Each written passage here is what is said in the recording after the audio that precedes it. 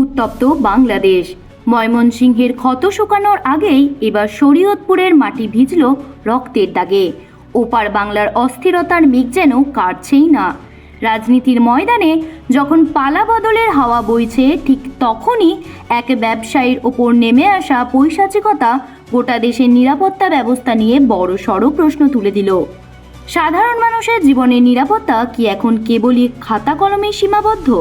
ঘটনার সূত্রপাত হয় গত বুধবার রাতে।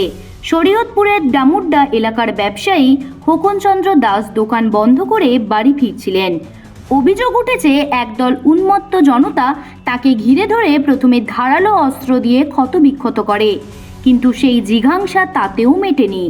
হামলাকারীরা তার শরীরে পেট্রোল ঢেলে আগুন ধরিয়ে দেয়। দাও দাও করে জ্বলতে থাকা শরীর নিয়ে খোকন যখন নিকটবর্তী পুকুরে ঝাঁপ দেন, তখন তার আর্তনাদে আকাশ বাতাস ভারী হয়ে ওঠে। 3 দিন ঢাকা মেডিকেলের বার্ন ইউনিটে অসহ্য যন্ত্রণার সঙ্গে লড়াই করার পর আজ সকালেই তার সমস্ত লড়াই শেষ হয়ে গেল। খোকন দাসের এই করুণ পরিণতি কি নিছকই দুর্ঘটনা, নাকি কোনো পরিকল্পিত নীল নকশা? তরুণ নেতা ওসমান হাদির ঘটনার পর থেকেই দেশ জুড়ে যে তাণ্ডব চলছে, তারই ধারাবাহিকতায় একের পর এক প্রাণ ঝরছে। ময়মনসিংহের দীপু দাস থেকে শুরু করে রাজবাড়ির অমৃত মণ্ডল, অল্প সময়ের ব্যবধানে 4 জন মানুষ হারিয়ে গেলেন এই নৈরাজ্যের বলি হয়ে। ভারত সরকার যেখানে সংখ্যালঘুদের নিরাপত্তা নিয়ে তীব্র উদ্বেগ প্রকাশ করেছে, সেখানে অন্তর্বর্তী ইউনূস সরকারের বিচ্ছিন্ন ঘটনা তকমা সাধারণ মানুষের ক্ষোভকে আরও বাড়িয়ে দিচ্ছে।